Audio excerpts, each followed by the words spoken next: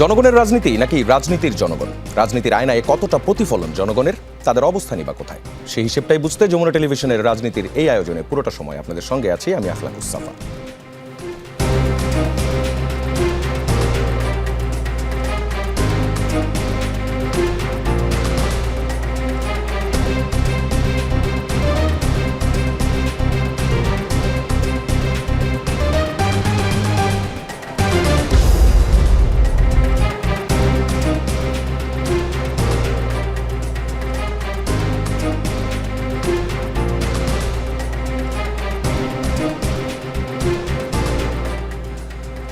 সংসদের এক মাস কিন্তু বিতর্ক যেন পিছুই ছাড়ছে না। অন্তর্বর্তী সরকারের 133টি অধ্যাদেশের মধ্যে 20টির অনুমোদন নেই, 13টি অকার্যকর, 7টি বাতিল। অধ্যাদেশ অকার্যকর হওয়া আর বাতিল হওয়া এক জিনিস নাকি দুটি ভিন্ন বাস্তবতা?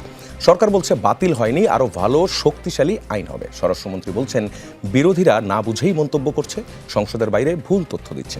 আইনমন্ত্রী বলেছেন গুম কমিশন অধ্যাদেশে ফাঁকফোকর ছিল, মানবাধিকার আইনে কনফ্লিক্ট ছিল, তাই নতুন করে নিখুঁত আইন দরকার। আর বিরোধী দল বলছে এটা ওয়াদাভঙ্গ, সংসদীয় স্বৈরতন্ত্রের পথে হাঁটছে সরকার।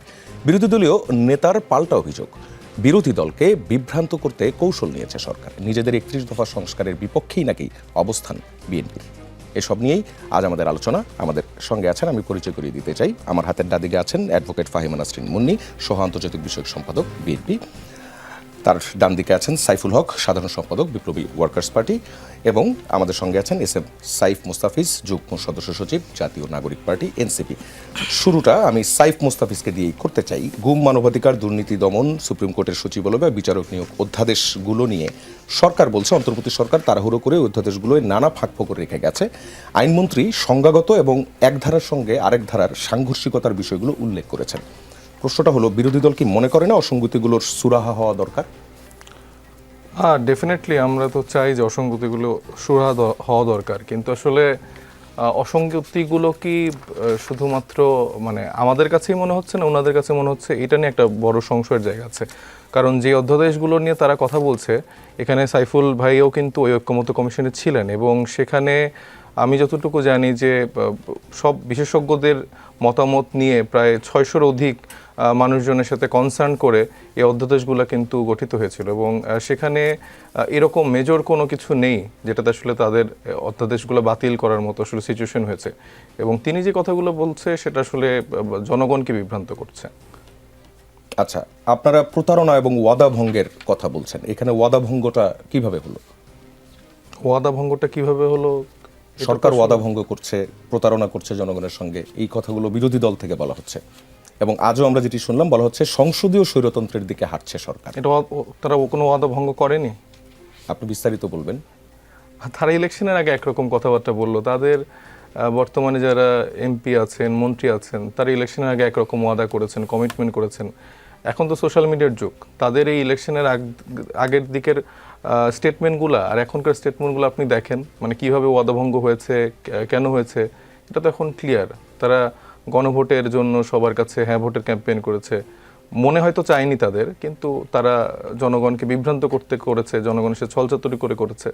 জনগণ তারপরেও ভরসা রাখতে চেয়েছে হয়তো, কিন্তু তার প্রতিফলন তো সরকার গঠন করার পরই দেখিয়ে দিল। আসলে তারা গণভোটও তারা মানে না, জুলাই সনদকে মানে না, অক্ষরে অক্ষরে তাদের সেই নোট অফ ডিসেন্টওয়ালা জুলাই সনদ তারা মানবে, যেখানে আসলে খুব বেশি বাংলাদেশের মানুষের যে ভাগ্যে সে কাঙ্ক্ষিত সংস্কার বা কাঙ্ক্ষিত পরিবর্তনের খুব একটা রূপরেখা কিন্তু নেই। তো সেটাই তারা চায়। তারা আসলে মূলত হাসিনাকে বাদ দিয়ে হাসিনার পুরো শাসন কাঠামোটাকেই তারা এনজয় করতে চায়, যেখানে আবার এসালামরা বিভিন্নভাবে ফিরে আসছে, এই নানা রকম সংশোধনীর মাধ্যম দিয়ে তাদেরকে সুযোগ সুবিধা করে দেওয়া হচ্ছে। এগুলো জনগণের সাথে প্রতারণা না? আচ্ছা, একটা বিষয়, যেমন আমি যদি একদম টু দি পয়েন্ট আসি, আইনমন্ত্রী আজকে স্পেসিফিক তিনি 2টি আইন নিয়ে কথা বলেছেন, বিস্তারিত বলেছেন।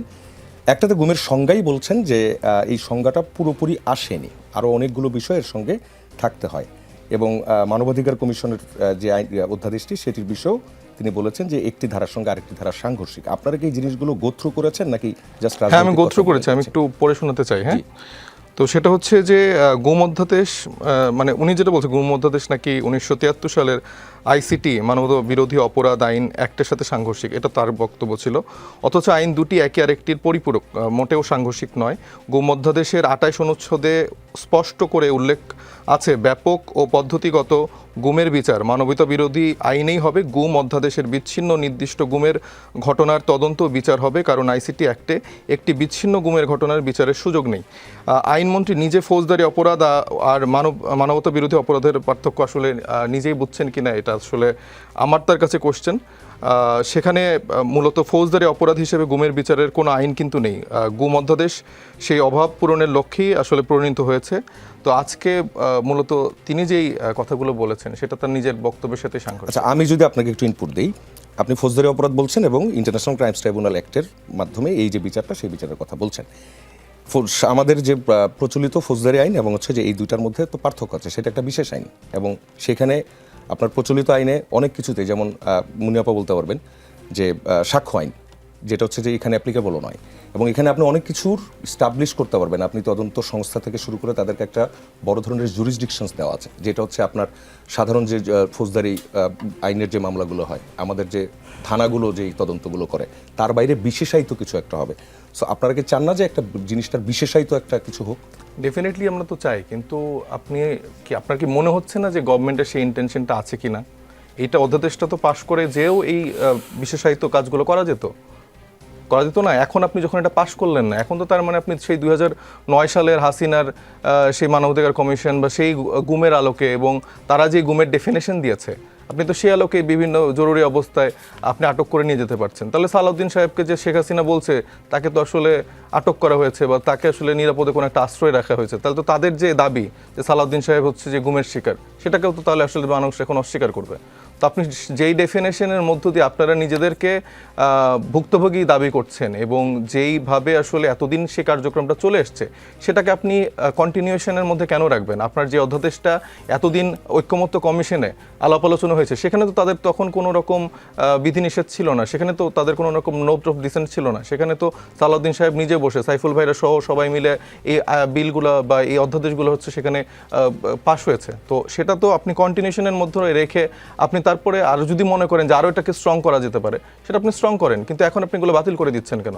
আর আপনি স্থানীয় সরকারের এই অধ্যাদেশগুলোর মতো যেটা আসলে জরুরি সময়ের জন্য নির্ধারণ করা হয়েছিল, সেগুলোকে আপনি আইনে পরিণত করে আপনার বাবা চাচা, আপনার হচ্ছে যে যারা হচ্ছে যে ভোটে হেরে গেছে তাদেরকে প্রাইস পোস্টিং করছেন, যারা প্রাইস পোস্টিং করে সরকারের টাকা খরচ করে নিজেদের প্রমোশন করছে। দক্ষিণের সিটি কর্পোরেশনের মেয়রের প্রমোশন করা শুরু করেছে আব্দুল সালাম ভাই, আপনি সব জায়গায় পোস্টার দেখবেন। জি, ধন্যবাদ আপনাকে। আমি অ্যাডভোকেট ফাহিমা নাসরিন মুন্নির কাছে আসতে চাই। সেটি হচ্ছে অধ্যাদেশগুলো জারির সময় ওই সময়টাতে আপনারা নিয়ে কিছু বলেননি, এখন দায়িত্ব বা ক্ষমতায় এসে অনেক ফাঁকফোকর দেখছেন। আগে কি অধ্যাদেশগুলো পড়ার সময় হয়নি? সবগুলি তো অধ্যাদেশ প্রকাশিত ছিল এবং একই সঙ্গে বিরোধী দলের পক্ষ থেকে যেটি বলা হলো। না, অন্তর্বর্তী সরকারের আমলে 133টা অধ্যাদেশ জারি করা হয়েছিল, তার মধ্যে 98টা হুবহু সংসদে উত্থাপন করা হয়েছে। এর মধ্যে 15টা সংশোধিত আকারে, 16টা পরবর্তীতে যাচাই বাছাই করবার জন্য এবং 4টা বাতিল করবার একটা সুপারিশ সংসদীয় বিশেষ কমিটি করে দেওয়া হয়েছিল এই অধ্যাদেশগুলো আপনার দেখবার জন্য। এখন এই রকম একটা অবস্থায় যখন কথাবার্তা আমরা শুনছি এবং বলছি, দেখেন গুম অধ্যাদেশটা যেটা সবচাইতে one of the most sensitive একটা অর্ডিন্যান্স, গুম অধ্যাদেশটা এটা কিন্তু বাতিল হচ্ছে না, বরং এটা ইন্টারিম যেভাবে জারি করেছিল সেখানে আইনগতভাবে অনেক রকম ফাঁক ফোকর যেগুলো আছে, যেটা আজকে আইনমন্ত্রী সঠিকভাবেই বলেছেন। আর উনি যে একটা মন্তব্য করেছেন আইনমন্ত্রী সম্পর্কে, যে উনি আইসিটি অ্যাক্ট এবং ফৌজদারি আইন বোঝেন কিনা, খুব ভালো বোঝেন, কারণ উনি অত্যন্ত ভালো একজন আইনজীবী। এখন দেখেন, সেই ফাঁকফোকরগুলো বন্ধ করে আইনগতভাবে অধ্যাদেশটিকে পরিপূর্ণ শক্তিশালী করবার জন্য সংসদে আরেকটা কমিটির আপনার যে প্রস্তাব করা হয়েছিল, এখন সেই কমিটিতে সরকার দলীয়, বিরোধী দলীয় সাংসদ সহ আরও অনেক বিশিষ্ট আইনজীবী, মানবাধিকার কর্মী এবং অন্যান্য সাংবাদিকদেরও অন্তর্ভুক্ত করবার একটা প্রস্তাব দেয়া হয়েছে। এখন গুম অধ্যাদেশ সহ যে 16টা আরও অধ্যাদেশ যেগুলোকে আপনার সংসদে উত্থাপন করা হবে না বলছে, যে আরও যাচাই বাছাই করে, লুপহোলস থাকে না আইনের, যে আমরা এখন একটা আইন শুধু করলেই ভাই হলো না, সেটা না পরবর্তীতে যখন প্রয়োগ আইনটা হবে তখন ওটা নিয়ে যখন আরও কথাবার্তা হবে তখন দেখবেন অনেকে অনেকভাবে এটাকে ইনপুট দিচ্ছে যে এটা কি সংবিধানের সাথে সাংঘর্ষিক। এই গুম আইনটা, গুম এটা তো মানবতা বিরোধী অপরাধ, গুম এটা তো মানবতা বিরোধী অপরাধ, যেহেতু বিগত ফ্যাসিবাদী আমলে গুমের যে সবচাইতে বড় ভুক্তভোগী কারা ছিল, আমরা বিএনপি, 1000-এর ওপরে আমাদের নেতাকর্মী গুম হয়েছে। অনেক সাধারণ মানুষ আপনার যারা ফ্যাসিবাদের নির্যাতনের বিরুদ্ধে কথা বলেছে তাদেরকেও অনেকেই এই গুমের শিকার আপনার হতে হয়েছিল, সাংবাদিক সহ, কার্টুনিস্ট ওই যে যারা ছিলেন তাদের সহ। এখন দেখেন দেশের মানুষের মানবাধিকার নিশ্চিত করার যে বিষয়টা আছে, এটা বরাবরই যখন আমরা বলে আসছি, আমাদের স্বরাষ্ট্রমন্ত্রী বলুন, আইনমন্ত্রী বলুন, গুমের মতো অপরাধের বিরুদ্ধে আমরা যেহেতু অতীতেও সোচ্চার ছিলাম, এখন এই রকম একটা টাইমে এসে 2/3 একটা মেজরিটি হয়তো বিএনপি সরকার তারা পেয়েছে, কিন্তু তার মানে এটা না যে এমন একটা উইক, একটা দুর্বল আইনগুলো, অধ্যাদেশ যেগুলো আছে, যেগুলোর মধ্যে আপনার যে মানবাধিকার বিষয়ক যে আইন, কমিশন এবং গুম, এগুলোর মধ্যে কোনো রকম আপনার লুপহোলস যদি থেকে থাকে, তাই দিস ইজ দ্য টাইম যে এটাকে আপনাকে অ্যাড্রেস করতে হবে আইন আকারে পাশ করবার আগে। আইন আকারে পাশ করে এখন দেশে গুমের সংস্কৃতি বন্ধ করা, এটা তো আমাদের কথা। এখন গুমকারীদের বিচার নিশ্চিত করা, 10 বছর থেকে বাড়িয়ে মৃত্যুদণ্ডের বিধান করা, এই বিষয়গুলো তো সবই আসবে এই আন্তর্জাতিক অপরাধ ট্রাইব্যুনাল সংশোধন আইন, যেটা 2026 বিল উত্থাপন করেছে তো আইনমন্ত্রী সেখানে, এবং এই বিলটা জাতীয় সংসদে কণ্ঠভোটে পাশও হয়েছে। এর মধ্যে গুমকে আপনার আনুষ্ঠানিকভাবে যে মানবতা বিরোধী অপরাধ হিসেবে অন্তর্ভুক্ত করা হলো, এখন এটা তো আমরা মনে করি যে আরও বেশি সুস্পষ্ট এবং শক্তিশালী হবে। এখন সংশোধিত যে আইন, সেগুলোর ফলে গুমের মতো যে অপরাধ আন্তর্জাতিক আপনার অপরাধ ট্রাইব্যুনালে যেটার বিচারের কথা আমরা বলেছি, যে এই বিচার প্রক্রিয়াকে আরও স্বচ্ছ, বিচার প্রক্রিয়াকে আপনার আরও কার্যকর, এবং এই বিচার প্রক্রিয়াকে একটা প্রাতিষ্ঠানিক রূপ, প্রাতিষ্ঠানিক একটা কাঠামো যদি দিতে হয়, তবে সেই ক্ষেত্রে আমরা তো মনে করি যে যেই কথাটা আজকে প্রেস ব্রিফিং যেটা করেছেন আইনমন্ত্রী এবং স্বরাষ্ট্রমন্ত্রী, বলেছেন যে সংবিধানের 93 অনুচ্ছেদ অনুযায়ী সংসদ অধিবেশন শুরুর 30 দিনের মধ্যে পূর্বে সরকার আমলের অধ্যাদেশগুলো নিষ্পত্তির আইন বাধ্যবাধকতা ছিল। এখন আপনি বলেন, এর মধ্যে ছুটি ছিল, ঈদ উল ফিতর ছুটি ছিল, অন্যান্য আরও শবে বরাতের দীর্ঘ ছুটি, এবং যারা সরকারি কাজকর্ম আছে, তাই বলেছেন যে স্থায়ী কমিটিগুলো এখনও গঠিত না হয় একটি বিশেষ সংসদীয় কমিটির মাধ্যমে 133টি অধ্যাদেশ পর্যালোচনা করা হয়েছে। কমিটির সুপারিশ পাশের প্রক্রিয়া সম্পর্কে জানিয়েছেন 98টি অধ্যাদেশ, এটা কিন্তু মুখের কথা না, এত সহজ না, অধ্যাদেশ অ্যাজ ইট ইজ হুবহু অবস্থায় সর্বসম্মতিক্রমে পাশের সুপারিশ করা হয়েছে। আর 16টা অধ্যাদেশ অধিকতর যাচাই বাছাই জন্য পরবর্তী অধিবেশনে বিল আকারে উত্থাপনের সিদ্ধান্ত নেওয়া হয়েছে। অবশিষ্ট যে অধ্যাদেশগুলো সংশোধিত আকারে অথবা রহিত ও হেফাজতকরণের তালিকায় অন্তর্ভুক্ত করা হয়েছে। এখন জাতীয় সংসদে উত্থাপিত বিল সংখ্যা নিয়ে বিরোধী দলের নেতার প্রশ্ন এবং ভুল যে বোঝাবুঝির জবাবে মন্ত্রী বলেছেন, আইনমন্ত্রী, যে 91টার মধ্যে কিন্তু বাকি 17টা অন্তর্ভুক্ত, কারণ কোনো অধ্যাদেশ জারি হওয়ার 15-20 দিন, 1 মাস 2 মাস পরে দ্বিতীয় সংশোধনী আনা হয়েছে, কোথাও কোথাও তৃতীয় সংশোধনী আনা হয়েছে। এখন মূলত অধ্যাদেশ একটাই। এখন যখন আপনার বিল আকারে উত্থাপিত করা হয় জাতীয় সংসদে, এখন সবগুলো অধ্যাদেশগুলোকে এক করে একটা বিল আকারে উত্থাপন করা হয়েছে। এখন এটা হয়তো বিরোধী দলের নেতা খেয়াল করেননি, আইনমন্ত্রীর যেই বক্তব্য। আমি মনে করি যে এরপরে আরও কথা আছে, আমি একটু এর মধ্যে বলতে হবে যে বিরোধী দলের আসলে কোনো রাজনীতি নেই। বিরোধী দল আপনার কেবলমাত্র বাত কি বাত, মানে রাজনীতি করবার জন্যেই তারা বিভিন্ন ইস্যু, দেখেন অনেকগুলো ইস্যু বাংলাদেশে এবং বাংলাদেশের মানুষের এবং পৃথিবীতে আজকে যে যুদ্ধ লেগেছে, ইরান ইসরায়েল বলুন, আমেরিকা, যে যুদ্ধ, সেটার ইম্প্যাক্ট আমাদের মধ্যে পড়েনি? আমাদের দেশের মানুষের তো আরও অনেক চাওয়া পাওয়া আছে, যে মৌলিক যে অধিকারগুলো আছে। এত 4টা টার্ম পরে নির্বাচন তো হয় নাই, এর আগের 4টা টার্ম আমরা 2008 থেকে 24 যদি ধরি, রাতের ভোটের নির্বাচন, আমি তুমি ডামি নির্বাচন, এই যেগুলো নির্বাচন তারা একা একা নিজেরা করেছে।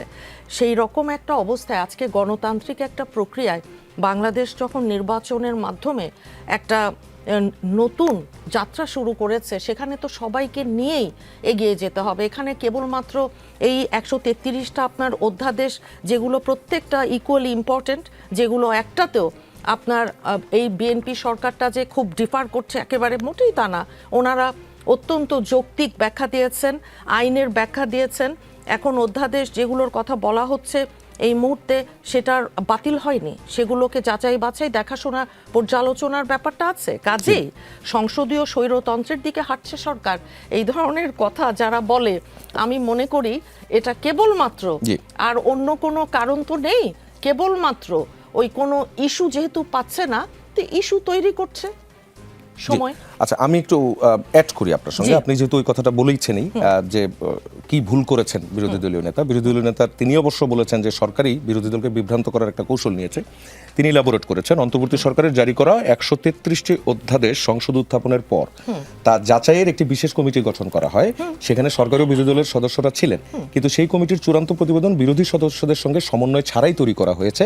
এটি আস্থা ভঙ্গের শুরু। যৌথভাবে বা প্রতিনিধিদের মাধ্যমে এটি চূড়ান্ত করা উচিত ছিল।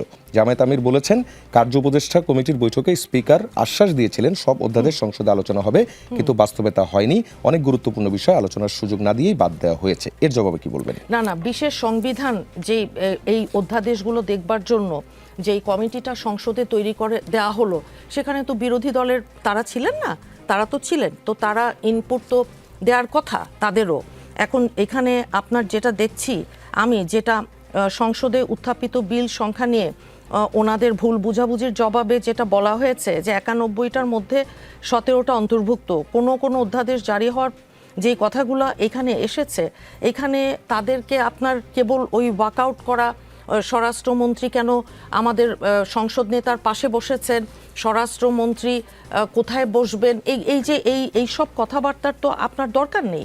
এখন এখানে জুলাই গণ অভ্যুত্থান স্মৃতি জাদুঘর বিল নিয়ে বিরোধী দলের ওয়াকআউটের যেই বিষয়ে স্বরাষ্ট্রমন্ত্রী বলেছেন যে সরকার এই বিষয়ে অত্যন্ত সংবেদনশীল ও উদার, কিউরেটর নিয়োগ, পদত্যাগ সংক্রান্ত বিধিগুলো আরও স্বচ্ছ, যৌক্তিক করার সুযোগ রয়েছে। এখন গুম কমিশন বলুন, মানবাধিকার কমিশন বলুন, আইসিটি, মানবাধিকার কমিশন নিয়ে তো আপনি জানেন যে আমাদেরও একজন ব্যারিস্টার নওশাদ জমিরের কথা বলছি, উনিও তো আপনার লিখিত ভাবে ওনার কিছু যেগুলো মতামত সেগুলো জানিয়েছে।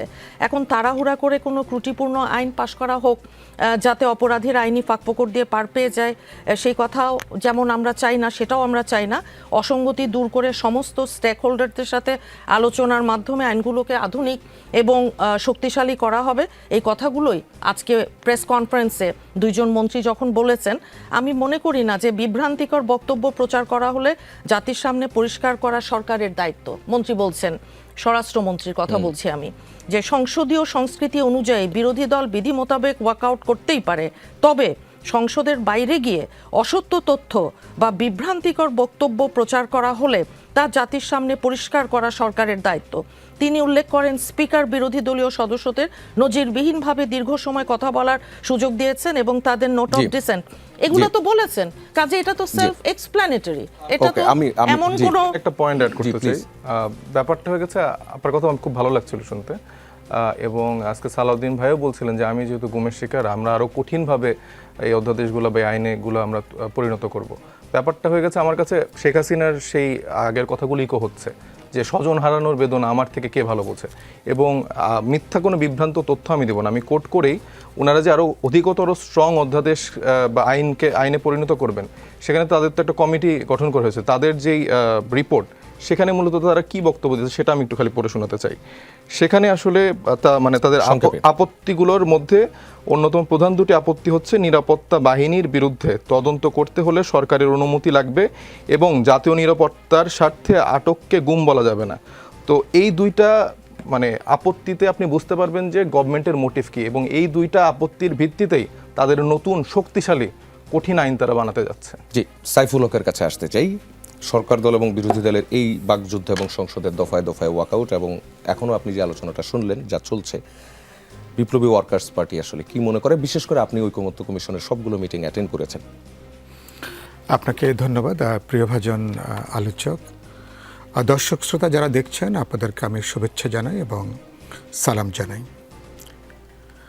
বিএনপি তো মানে আজকেও তারা সংসদও বললেন, প্রেস ব্রিফিংও তারা বারবার করে বলছেন যে জাতীয় ঐকমত্য কমিশনে যে আমাদের যে সমঝোতা যে আমরা যেটা স্বাক্ষর করেছি জুলাই সনদ, যে সমস্ত প্রশ্নে আমরা একমত হয়েছি বা বিএনপি তার নোট অফ ডিসেন্টের বাইরে যেসব প্রশ্নে একমত হয়েছেন, তারা বারবার করে বলছেন তারা অক্ষরে অক্ষরে প্রতিটা যে তাদের যে সমঝোতা বা চুক্তি সেটাকে তারা কার্যকারী করবেন।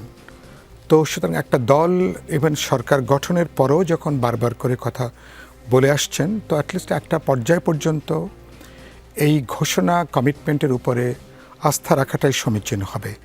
তারপরে সরকার যদি ডিপার্ট করে, তাদের করতে না চান, তাদেরকে সমালোচনা করা, এক্সপোজারে আনা সেই সুযোগটা আছে। আমি যেটা দেখছি, আমি দুটো কথা বলি। একটা হলো যে আমাদের অন্তর্বর্তী সরকার তারা 1.5 বছরে যতগুলো অধ্যাদেশ তারা করেছেন, 133টা, ইলেক্টেড গভর্নমেন্ট পার্লামেন্ট গঠন হওয়ার পরে পপুলার ম্যান্ডেট নিয়ে যারা সরকার গঠন করেন, হুবহু তারা সবগুলো তারা পার্লামেন্টে প্লেস করবেন আর এই বিলটাকে আইনে পরিণত করবেন, এই চিন্তা করাটাই হচ্ছে খুবই নির্বুদ্ধিতা এবং এর কোনো বাস্তবতা নাই। কারণ অন্তর্বর্তী সরকার তারা একটা বিশেষ সময় বিশেষ বিবেচনায় অনেকগুলো অধ্যাদেশ তারা করেছেন। অধিকাংশের ব্যাপারে পার্লামেন্টও তারা একমত হয়েছেন। 98টা দাড়ি কমা সেমিকলন পরিবর্তন ছাড়াই গৃহীত হয়েছে। বাকিগুলো পর্যালোচনার মধ্যে আছে। অল্প মাত্র কয়েকটাকে তারা উইথড্র তারা করেছেন। এটা ইলেক্টেড গভর্নমেন্ট বা নতুন পার্লামেন্টের এই একটি তাদের আছে। প্রথম বোঝাপড়া এখানে রাখা দরকার। হুবহু সব কিছু তারা এখানে বিলটা প্লেস করবেন আর হাত তুলে পার্লামেন্ট মেম্বাররা সম্মতি জানাবেন, তাহলে তার এই পার্লামেন্টের কোনো প্রয়োজন নেই। পার্লামেন্ট তো নিশ্চয়ই কেবলমাত্র রাবার স্ট্যাম্প হিসাবে পার্লামেন্ট কাজ করবে না। প্রতিটা বিলকে তারা পর্যালোচনা করবেন, তাদের বিবেচনা অনুসারে, তাদের ইন্টেলেক্ট বলেন, অভিজ্ঞতা বলেন, অথবা প্রয়োজনীয়তার জায়গা থেকে বলেন, নিশ্চয়ই তারা এটা তুল্যমূল্য তারা যাচাই করবে। এটাই স্বাভাবিক, এটাই সঙ্গত। আমার সুতরাং এই প্রশ্নটা একটু পরিষ্কার থাকা দরকার।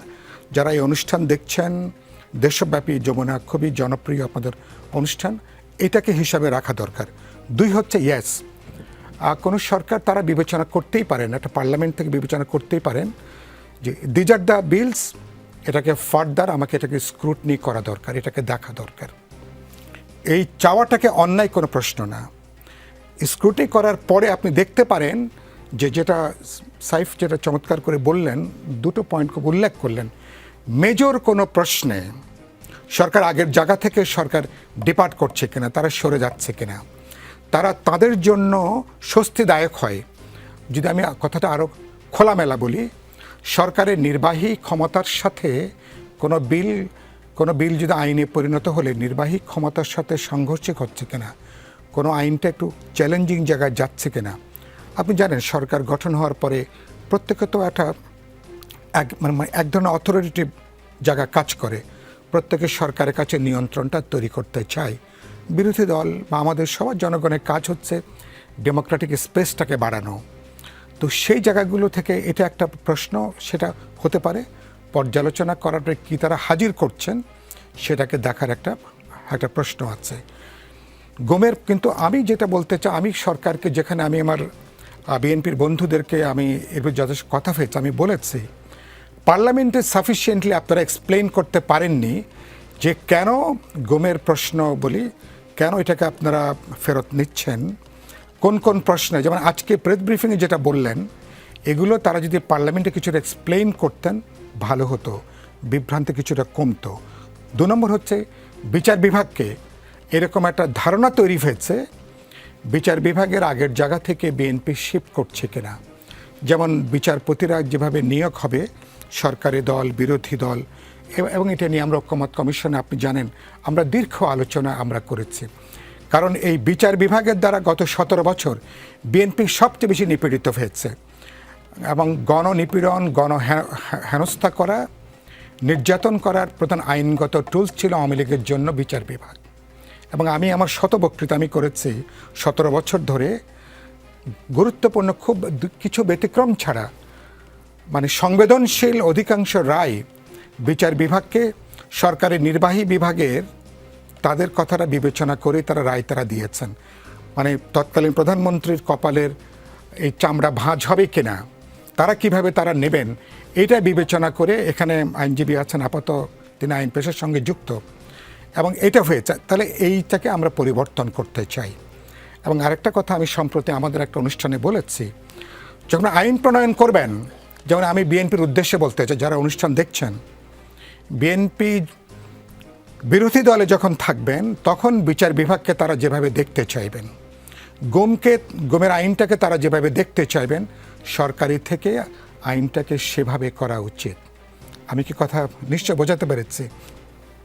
দুর্ভাগ্যজনকভাবে আমাদের এটা একটা কমন বিরোধী দলে থাকলে আমাদের এক ধরনের নোশান কাজ করে, আবার যখন সরকারে আসে ক্ষমতার কেন্দ্রীভূতকরণের একটা সুপ্ত বাসনা, ইচ্ছা, এটা মনস্তাত্ত্বিকভাবে এগুলো কিন্তু কাজ করে। আমি আশা করতে চাই বিএনপি এই সংস্কৃতি থেকে বেরিয়ে আসতে চাইবে।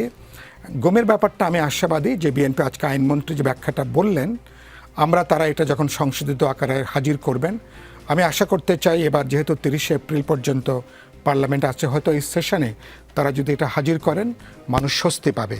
কারণ গুমের ব্যাপারে একটা সাধারণ যে আতঙ্ক, এবং আগামী এই আওয়ামী লীগের এই পরিণতির একটা যদি 5টা বড় উপাদান থাকে, একটা হচ্ছে এই গুমের যে সংস্কৃতি। আমরা রাষ্ট্র গঠন করি কেন? নাগরিককে সুরক্ষা দেবে, আমার শেষ ভরসার জায়গা, আমরা যে রাষ্ট্র গঠন করি।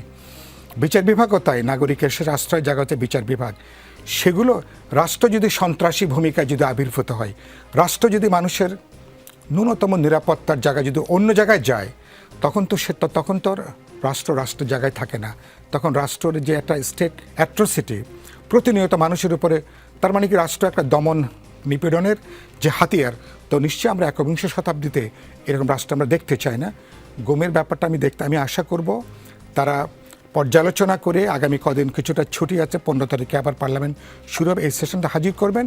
আর বিচার বিভাগের ব্যাপারে আমার নজরটা অনেক বেশি, এবং বিচার বিভাগকে যদি আমরা সরকারের নির্বাহী বিভাগের বাইরে যদি আনা না যায়, বিশেষ করে বিচারকদের নিয়োগটা যেভাবে হবে, এবং সেখানে আমরা সুপ্রিম জুডিশিয়াল কাউন্সিলের কথা আলোচনা হয়েছে, বিচার বিভাগের তাদের একটা সচিবালয়ের কথা আলোচনা হয়েছে।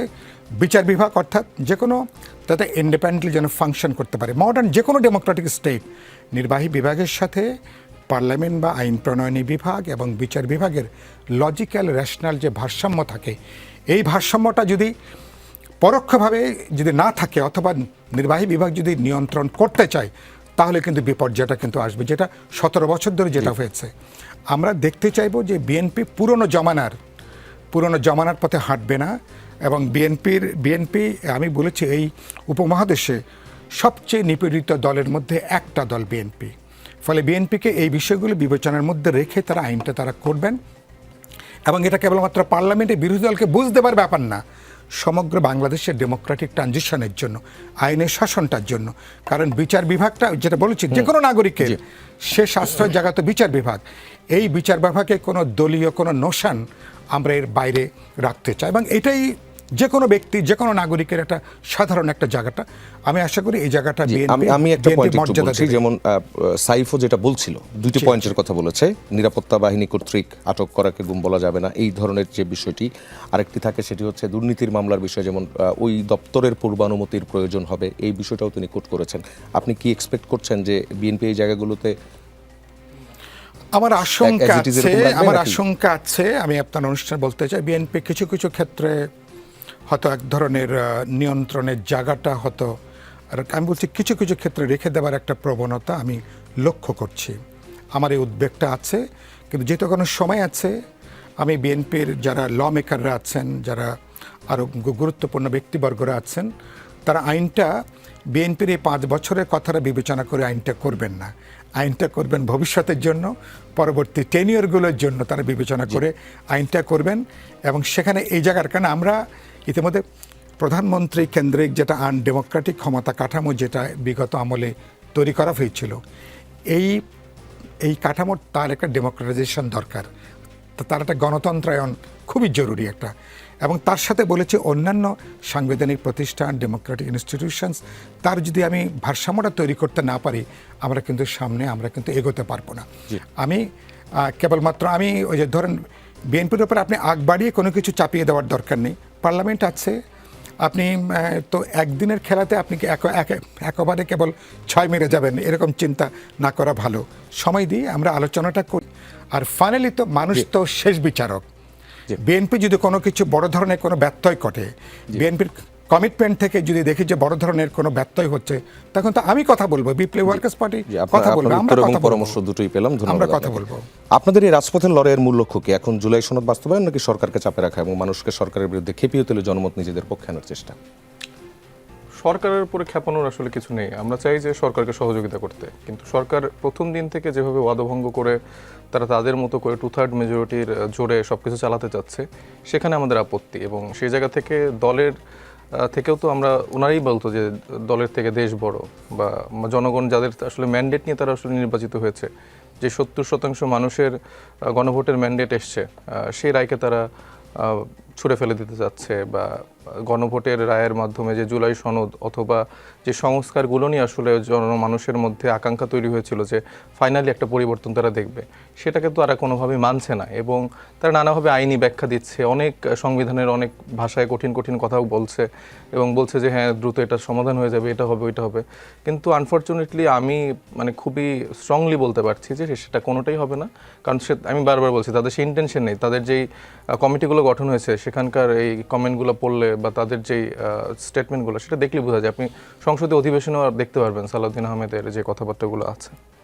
আচ্ছা, সরকারের দিক থেকে যেমন সাইফুল হকও যেটা বলছিলেন, সেটা হচ্ছে আপনাদের স্পেসিফিক এমন কোনো শঙ্কার জায়গা আছে কিনা যে তারা ঠিক কোন কোন জায়গাটাতে কর্তৃত্ববাদের জায়গাগুলো রেখে দিতে চায়, অথবা এটা রেখেই বা বিএনপির লাভ কি? ওই যে বিএনপি হাসিনার মতো করে থাকতে চায়, ওর মতো করে আনন্দ করতে চায়। বিএনপির হাসিনার মতো করে কেন থাকতে হবে? 17 বছর তারা এই আনন্দটা করতে পারেনি। তাদের মনে হচ্ছে আনন্দটার দাবিদার তারাও, তাদেরও পৈতৃক সূত্রে তারাও এইভাবে আসলে শাসনতন্ত্র কায়েম করতে পারে, সেই জন্য তারা এটা করতে চায়। তার মানে ওই শাসনতন্ত্রটা কি লুক্রেটিভ নাকি? Definitely lucrative. আচ্ছা আচ্ছা, তবে আমি একটা গুরুত্বপূর্ণ বিষয় নিয়ে আসলে কথা বলতে চাচ্ছি, সেটা হচ্ছে যে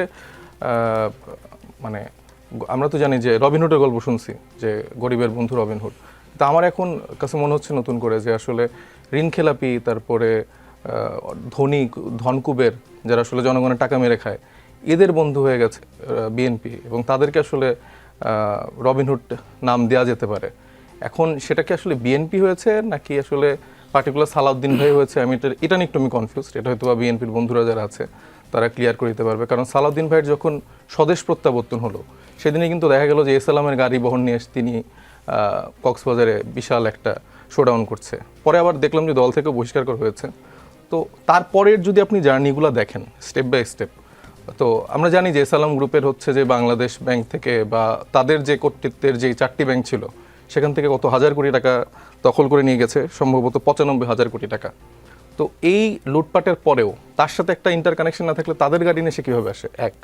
পরবর্তীতে যখন আসে তখন বাংলাদেশ ব্যাংকের যে গভর্নর এবং ইন্টারিম যে গভর্নমেন্ট ছিল, তারা কিন্তু খুবই স্ট্রংলি ফাংশন করার জন্য খুবই স্ট্রং কিছু অধ্যাদেশ তারা সেখানে গঠন করে। Specially Bangladesh bank bank resolution আইন, যেটা 2025, তার মাধ্যমে এসএলএমের 35,000 কোটি টাকা সম্ভবত ফিরিয়ে আনতে পারে, এবং এই ব্যাংকগুলোকে একীভূতকরণ করে একটা শক্তিশালীভাবে গঠন করার তার প্রচেষ্টা কিন্তু চালিয়ে যাচ্ছিল। কিন্তু আমরা দেখতে পেলাম যে সরকারটা চলে যাওয়ার সাথে সাথে, ইন্টারিম গভর্নমেন্ট চলে যাওয়ার সাথে সাথে আমরা দেখলাম একরকম মব করে বাংলাদেশ ব্যাংকের গভর্নরকে কিন্তু তারা সরিয়ে দিল, এবং সেই এসএলএমেরই একজন পার্টনার, বিজনেস পার্টনার, তাকে হচ্ছে যে সোয়েটার ব্যবসা করে সম্ভবত, তাকে হচ্ছে যে আমরা দেখলাম যে বাংলাদেশ ব্যাংকের গভর্নর বানিয়েছে। এবং আরও মজার ব্যাপার যে বাংলাদেশ ব্যাংকের রেজুলেশনে একটা নতুন সংস্কার তারা করেছে 18 কতে, এবং সেখানে মাত্র 7.5% টাকা পরিশোধ করলে সেই মালিকানা আবার সেই ধনকুবের ঋণ খেলাপিরা ফিরে পেতে পারবে। তার মানে এস আলমের জন্য আপনি 4টা ব্যাংক ফিরে নেওয়ার জন্য সব রকম সুযোগ আপনি তৈরি করে দিলেন। তাহলে এই ব্যাপারগুলো আসলে বিএনপি কিভাবে ব্যাখ্যা করবে? এটা কি আসলে একক একজন রবিনহুড, নাকি দলীয়গতভাবে তারা রবিনহুডের ভূমিকা পালন করছে, নাকি এখানে সালাউদ্দিন ভাই এই কাজগুলো করছে, এস আলমের দায়িত্ব নিয়ে নিয়েছে, তাদের টাকাগুলো তারা ফেরত দিতে যাচ্ছে, এটা কি আসলে তাদের টাকা? না, এটা তো আমার সাধারণ মানুষের আমার জনগণের প্রশ্ন এই টাকা। জায়গাটাতে যে সমস্যা কি শুধু সালাউদ্দিন আহমদ, মানে তিনি প্রচুর কথা বলছেন অথবা আপনাদেরকে বোঝানোর না, চেষ্টা আমি করছেন এমন কিছু? ইন্টারকানেকশনগুলো বললাম। মানে আমার স্বদেশপর্দা আমি খুব কঠিনভাবে আমি গুম ছিলাম, বাংলাদেশে আমি আসতে পারছিলাম না, এবং আমি এতটাই গুম ছিলাম যে আমি শিলংয়ে বসে বসে বাংলাদেশের নেতৃত্ব দিচ্ছিলাম। মানে আমি জানি না এটা গুমের কোন ক্রাইটেরিয়া সে নেতৃত্ব দিতে পারে। তো সে যখন স্বদেশ প্রত্যাবর্তন করে সে এস আলমের গাড়িতে করেই ঘুরছে, এবং আমরা জানি যে কোট আন কোট সে এস আলম এখন কারা চালাচ্ছে, কাদের তত্ত্বাবধানে এগুলো চলছে, এবং তাদের ব্যাংকের মালিকানা ফিরিয়ে দেওয়ার জন্য এই অধ্যাদেশের সংস্কারগুলো কেন করলো? মানে বাংলাদেশের মানুষের টাকা, এটা তো বাংলাদেশের মানুষের টাকা, এটা কি তাদের টাকা নাকি ব্যাংকের টাকা? এটা কি সালাউদ্দিন আহমদের টাকা বা এস আলমের টাকা? এটা সাধারণ জনগণের টাকা। এই জনগণের টাকা তো এখন আবার ফিরে পেতে পাওয়ার মধ্যে আবার একটা বাধা তৈরি হচ্ছে, কারণ এখন এই ব্যাংকগুলোর অধিকার যদি আবার এস আলমের হাতে চলে যায়, এটা ডেফিনেটলি যাবে। মাত্র 7.5% টাকা হচ্ছে খুব অল্প টাকা। এই অল্প টাকা দিয়ে তারা যে 35,000 কোটি টাকা সরকারের কাছে দিয়েছিল, সেটাও তারা আবার ফিরে পাচ্ছে, আর বাকি টাকা তো এটা পগার পার। জি, ধন্যবাদ আপনাকে। ফাহিম নাসরিন মুন্নির কাছে আসি। বিরোধী দল নেতা তিনি বলেছেন, জনগণের রায়ে আমরা সরকার গঠন করতে পারলে আমাদের ওয়াদা বাস্তবায়নের কথা দিয়েছিলাম। ইলেকশনের আগের কথা বলছেন। বিএনপিও ওয়াদা দিয়েছিল 31 দফা সংস্কারের কথা বারবার বলে। এর প্রথম দফায় ছিল তারা সংবিধান সংস্কার করবে। এখন তারা এর বিপক্ষে অবস্থান নিয়েছে। তারা শুধু জাতির সঙ্গে নয়, তারা তাদের নিজেদের সংস্কারের দফার সঙ্গেও বিশ্বাসঘাতকতা করেছে। তিনি বোধহয় এই পেজের কথা বলেছেন, আপনি যদি একটু দেখেন 6 নম্বর পেজ, বিএনপির ইশতেহারের যে 6 নম্বর পেজ, এইখানটাতে তিনি কি সংস্কারের এবং সংশোধনী এই যে বিষয়টা, এইখানে কোনো একটা ইস্যুজ আছে কিনা, তিনি কোন কোন দিক থেকে ভুল বলেছেন? দেখেন, প্রথম কথা হচ্ছে বিএনপি তো আপনার সংস্কারমুখী দল। 31 দফা বলুন কিংবা তার আগে যে ভিশন 2030 যেটা আমাদের দেশনেত্রী দিয়েছিলেন, এবং তার আগে যে 27 দফা, এখন সংবিধান সংশোধন এই পর্যন্ত 17 বার হয়েছে, 72 থেকে এই 24 পর্যন্ত। তো এটার একটা আইনি ব্যাখ্যা যখন আমাদের সালাউদ্দিন আহমেদ সাহেব দিয়েছেন যে সংবিধান সংস্কার নয়, সংশোধন করা যায়, স্থগিত করা যায়, বিভিন্ন যেগুলো আইনগত সাংবিধানিক বিধিনিষেধ সেগুলো, তো সেগুলো ওনাদের খুব একটা ভালো লাগেনি। এখন ওনারা দেখা যাচ্ছে জামাত আর এনসিপি মিলে যেই কয়জন সংসদে আছে তারা সবাই মিলে আমাদের একজন সালাউদ্দিন আহমেদের কাছে নাস্তা নাবুদ হয়ে যাচ্ছেন, যে আইনগত ব্যাখ্যা, সংসদীয় রীতিনীতি, সাংবিধানিক যেই সব কথাবার্তা আছে সে তার মধ্যে না থেকে ব্যক্তিগতভাবে যে আক্রমণটা আমার এনসিপির ভাই একটু আগে বলেছেন। দেখেন, উনি যখন ফিরলেন, এস আলমের গাড়ি, ওই যে সালাউদ্দিন আহমেদের কথা বলছেন, এস আলমের গাড়ি, তো সেটা নিয়ে তো সালাউদ্দিন আহমেদ সাহেব উনি নিজেই এটার জবাব দিয়েছিলেন। এখন তারপরে যে টাকা পয়সা, রবিনহুড, এগুলো তাদের কাছে যদি কোনো সুনির্দিষ্ট তথ্য কিংবা প্রমাণ থাকে যে এস আলমের কোনো টাকা পয়সায় আমাদের আমরা কেউ এই ভাগ বসিয়েছি, আপনারা বলবেন, সুনির্দিষ্টভাবে বলবেন, কিন্তু এমনভাবে বলবেন না, পরে বলবেন না, আপনি বলবেন, কিন্তু দেখেন এমনভাবে বলবেন না যে যেটা আপনি প্রমাণ করতে পারছেন না, কিংবা আপনি যৌক্তিকভাবে একজনের দিকে আঙুল তুলেছেন, কঠিন একটা অপবাদ, কঠিন একটা আপনি অভিযোগ দিলেন, কিন্তু সেই অভিযোগের যে সত্যতা সেটা আসলে আপনার কতটুকু আছে। কারণ উনি গুম হয়েছিলেন সত্যি, আমরা তো মামলা করেছিলাম সুপ্রিম কোর্টের, হাইকোর্টে, তখন মামলাও করা যায় না, তারপরও মামলা একটা হয়েছিল, তারপরেই ওনাকে শিলংয়ে যখন দেখা গেল, আপনি জানেন যে তারপর ইন্ডিয়ান সরকার মামলা করেছিল, যেই কারণে দীর্ঘদিন উনি কিন্তু আসতে পারেনি। পরে যখন মেঘালয়ে ওই যে মামলা সেটেল করে তারপরেই ওনাকে ফিরতে হয়েছে। এখন হয় কি, এই ধরনের কথা যে বিএনপি হাসিনার মতো হয়ে যাবে, দেখেন এনসিপিকে কিংস পার্টি বলে কেন, এই যে এই ইন্টারিমের সময় দলও গঠন করেনি তারা, কিন্তু তারা চিফ অ্যাডভাইজার সাহেবের সাথে জাতিসংঘে আপনাদের আবার 2 জন তো উপদেষ্টাও ছিল, পরে তারা আবার নির্বাচনও করেছে। তো অনেক রকম সুযোগ, অনেক রকম সুবিধা, এবং ওই ইন্টারিমের টাইমে জামাত তাদের যেই আয়ত্তাধীন যে ব্যাংকগুলো ছিল, বিভিন্ন ব্যাংক ট্যাঙ্ক, এগুলো এখন এগুলাতে তারা কিভাবে আপনার দখল করেছিল, বিশ্ববিদ্যালয়গুলো তারা কিভাবে দখল করেছিল, তো এগুলো তো ভাই আমরা সবাই জানি। এবং অলিখিতভাবে একেবারে ক্ষমতার কেন্দ্রবিন্দুতে যে তখন জামাত এবং এনসিপি, আর সোশ্যাল মিডিয়ায় তো তারা আপনার সরকার গঠনই করে ফেলেছিল। আমরা একটু আপনার সংক্ষেপ করব নির্বাচনের আগে আপনি যদি সোশ্যাল মিডিয়ার দিকে তাকাতেন তাহলে দেখবেন যে ওই জামাত তারা মোটামুটি আপনার একেবারে 2/3 না, পুরা আরো বেশি মেজরিটি নিয়ে মনে হচ্ছে তারা সরকার গঠন করে বসে পড়েছে।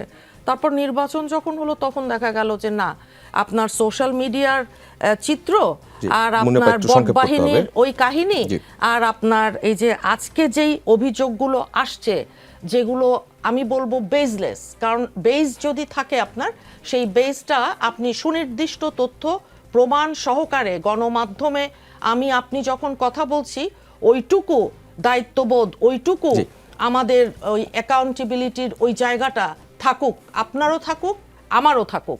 আমি একটু বলতে চাই যে আমি আপনার সাথে এগ্রি করছি। তাহলে আপা আমাকে একটু বলুক যে আসলে এই ব্যাংক রেজুলেশনের যে সংস্কারটা তারা করলো, এটার ফলে তো লাভবান হচ্ছে এস আলম গ্রুপ।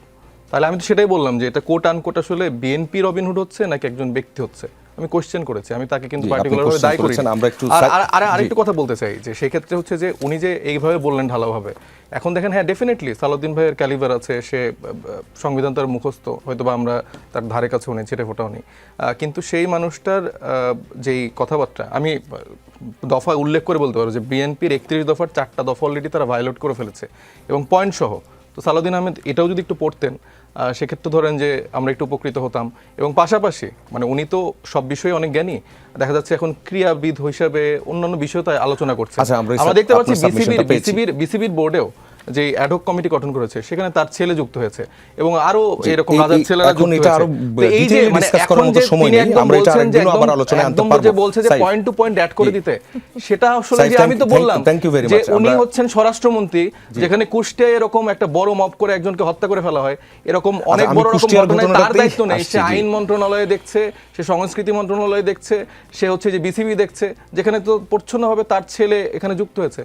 এগুলো তো অন রেকর্ড বললাম। সাইফুল হকের কাছে আসতে চাই, কুষ্টিয়ার যে ঘটনাটা, যে কথাটা আসলে আলোচনার সাপেক্ষে চলে এসেছে এরই মধ্যে, কুষ্টিয়ার ধর্মাবলম্বনের অভিযোগে একজন পীরকে কুপিয়ে হত্যার এবং সেখানে অগ্নিসংযোগের মতো ঘটনা ঘটেছে। মব কালচার বা মব সন্ত্রাসের যে ঘটনাটা ঘটলো, একদিন পেরিয়ে গেলেও এখনো কোনো মামলা হয়নি। আমি খোঁজ নিলাম, সেখানে পুলিশের পক্ষ থেকে বলা হচ্ছে যে পরিবার এখনো মামলা করার বিষয়ে সিদ্ধান্তে আসেনি। ইন দ্য মিন টাইম একদিন চলে গেছে, যাদেরকে ফুটেজে আমরা স্পষ্ট দেখলাম তারা নিশ্চয়ই ওই এলাকায় বসে থাকবে না। সো এই ঘটনার বিচার কি হবে? জি, আপনাকে ধন্যবাদ। তার আগে আমি দুটো ব্যাপারে একটু কুইক মন্তব্য করে আসতে চাই।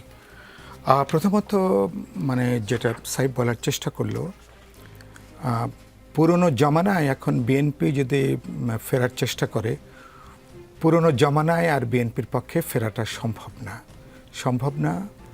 একটা অভ্যুত্থান, একটা বিশাল পরিবর্তন, আমাদের মানুষের কনসাসনেসের যে লেভেল, প্রতিবাদ এবং প্রতিরোধের যে লেভেল এক, আর এর পাশাপাশি 31 দফায় আমরা আমাদের যে কমিটমেন্ট যুগপৎ আন্দোলনের সাথে, বিএনপির বিপ্লবী ওয়ার্কার্স পার্টি, গণতন্ত্র মঞ্চের সাথে, এবং জুলাই সনদে বিএনপি যেসব প্রশ্নে একমত হয়ে স্বাক্ষর করেছে, বিএনপি এগুলোর বাইরে যে সরকার চালাবে, সরকার চালাতে পারবে, এটা আমি এখনো পর্যন্ত বিবেচনা করতে চাই না। এক, হ্যাঁ আমি যেটা আগে বলেছি যে কিছু কিছু ক্ষেত্রে সরকারের আচরণে কিছু কিছু পরিবর্তন থাকে, কিছু কিছু লক্ষণ আমি দেখছি। সাইফের একটা কথা আমি আমার মতন করে যুক্ত করতে চাই। ব্যাংক অধ্যাদেশ যেটা হয়েছে তাতে যেটা খুব উদ্বেগজনক, যে 7.5% যদি আপনি জমা দেন তাহলে পুরনো মালিকদের আবার কিন্তু ব্যাংকগুলো ফিরে পাওয়ার একটা সুযোগ তৈরি হয়েছে। আজকে 2-3টা খবরের কাগজ আজকে আমাকে জিজ্ঞেস করেছে আমার মন্তব্যের জন্য, তা আমাকে বলতে হয়েছে আমরা নিশ্চয়ই এরকম কোনো, এবং এই ব্যাংকগুলো ছিল প্রধান কারণ। ব্যাংকের মধ্য দিয়ে বাংলাদেশের লক্ষ লক্ষ কোটি টাকা যে পাচার হয়ে যাওয়া, এবং যার নেতৃত্বে ছিল এসএলএম গ্রুপের মতন অনেকগুলো গ্রুপ যারা নেতৃত্ব দিয়েছেন, এমনকি আমাদের অর্থমন্ত্রী, পরিকল্পনা মন্ত্রী, জাতীয় সংসদে শীর্ষ ঋণ খেলাপি হিসাবে তিনি যাদের যে নাম উল্লেখ তারা 8টা হচ্ছে এস আলম গ্রুপের কোম্পানি। তো তারা যদি পরোক্ষভাবে আবার তারা যদি ব্যাংকগুলো ফেরত পাওয়ার একটা বুদ্ধি তৈরি হয়, এটা সাধারণ নাগরিক হিসাবে এটা আমাদেরকে উদ্বিগ্ন করে, আমাদের মধ্যে আতঙ্ক ছড়ায়। ব্যাংকের মধ্যে যে ডিসিপ্লিনের জায়গাটা, আমরা অর্থনৈতিক সেক্টরে আমরা যে স্বচ্ছতা দেখতে চাই, জবাবদিহিতা দেখতে চাই, দায়বদ্ধতা দেখতে চাই, তার একটা বিপরীত দিকে একটা যাত্রা শুরু হওয়ার কোনো লক্ষণ কিনা এটা একটু বিবেচনার মধ্যে নেওয়া দরকার। এখন আমি আপনার কুষ্টিয়ার ঘটনায় প্রথমত আমি খুব ভরসা রাখতে চেয়েছিলাম সরকারের আসার পরে বা স্বরাষ্ট্রমন্ত্রী তারা সরকারের যে অবস্থান ডিক্লেয়ার করেছেন, হেন্সফোর্থ সরকার আর কোনো মব বাংলাদেশে হবে না, তারা দেখতে চাইবেন না। পুলিশের উপস্থিতিতে এটা গতকাল ঘটনা সংঘটিত হয়েছে এবং এটা হতে পেরেছে এই কারণের জন্য, আপনি গত 1.5 বছরে শতাধিক মাজারে হামলা হয়েছে, ভাঙচুর হয়েছে, অগ্নিসংযোগ হয়েছে, কেউ কেউ মারা গেছেন। রাজবাড়িতে প্রকাশ্য দিবালোকে ঘোষণা দিয়ে যখন একটা কবর থেকে লাশ তুলে লাশ যখন পুড়িয়ে ফেলা হচ্ছে, আমি এটা আজকে পার্টির বিবৃতি আমরা বলেছি, আমরা নিশ্চয়ই আইএমএ জাহিলিয়াতের যুগে আমরা কেউ ফিরতে চাই না। এবং আপনি এটা করে এবং এগুলোর কোনো একটা ঘটনার কোনো বিচার হয়নি এবং এগুলোর অধিকাংশের সাথে আমরা বলেছি যে মানে যারা কোনো না কোনো রাজনৈতিক, বিশেষ করে ধর্মকে অবমাননার এটা নিয়ে আপনি জানেন যে উগ্রবাদীর যে চিন্তা, আমাকে ধর্মকে পুঁজি করে সামাজিক অস্থিরতা, আরও বিভক্তি, বিভাজন এবং এর পিছনে একটা রাজনৈতিক বিভিন্ন মতাদর্শ কাজ করে, বিভিন্ন আদর্শ কাজ করে, রাজনৈতিক ইন্টেনশন কাজ করে। প্রতিটা ঘটনা দেখবেন কোনো না কোনো একটা সংগঠিত পরিকল্পনা এর পিছনে কাজ করছে, কোনো না কোনো বিশেষ রাজনৈতিক মহল ছাড়া, ইন্ধন ছাড়া কাজ করেনি। আজকে যেটা আপনি বললেন, পুলিশ যদি বলে থাকে পরিবার এখনো মামলা করেনি, রাষ্ট্র পুলিশ স্বতঃপ্রণীত পুলিশ এখানে আইনের লোক আছে না তারা এখানে মামলা তারা দায়ের করবে। এরকম পরিস্থিতি আগামী 1 মাসে নাও থাকতে পারে। পরিবার এখন ভয়ের মধ্যে, আতঙ্কের মধ্যে, সেই পরিবার লোকেরা মামলা করবে। এই যে একটা সাধারণ মানে দায়িত্বহীন যে বক্তব্যটা, এই দায়িত্বহীন বক্তব্যের কোনো সুযোগ নেই। আমি বলেছি বাংলাদেশে এগুলাকে আর অনুমোদন দেওয়া যাবে না। যে ধর্ম মানুষকে, যে ধর্ম হচ্ছে সম্প্রীতির ধর্ম, সৌভ্রাতৃত্বের ধর্ম, আমাদের ঐতিহ্য হচ্ছে নানা বিশ্বাসের মধ্যে দিয়ে আমরা নানা মানে বহু বিচিত্র ধর্ম বিশ্বাস নিয়ে আমরা এখানে একসাথে থাকি। এটাকে কোনোভাবে আমরা বরদাস্ত করতে, আগামী 24 ঘন্টার মধ্যে আমরা দেখতে চাই হামলাকারীদেরকে আইনের আওতায় আনবেন, এদের বিচার হবে এবং ভবিষ্যতে কোনো যে কোনো নামে হোক না কেন কোনো মতকে কোনোভাবে অনুমোদন দেওয়া যাবে না। তাহলে আমরা, এবং এটা বর্বর শাসনে বাংলাদেশ কখনো আর ফিরতে পারে না। তারা আমাদের সমাজকে কমান্ড করবে নির্বাচিত সরকারের আমলে। আমরা এটাকে কিন্তু ধন্যবাদ। আমি অবশ্য মুনিয়াপার কাছ থেকে একটু উত্তরটা চাচ্ছিলাম, কিন্তু আমরা অলরেডি সময়ের ওভারে চলে গিয়েছি। আপনার কাছে দুঃখিত। সকলকে ধন্যবাদ। দর্শক, রাজনীতির আয়োজন আজ এ পর্যন্তই। আমরা আবারও ফিরব বৃহস্পতিবার ঠিক একই সময়। যমুনা টেলিভিশনের সঙ্গেই থাকবেন।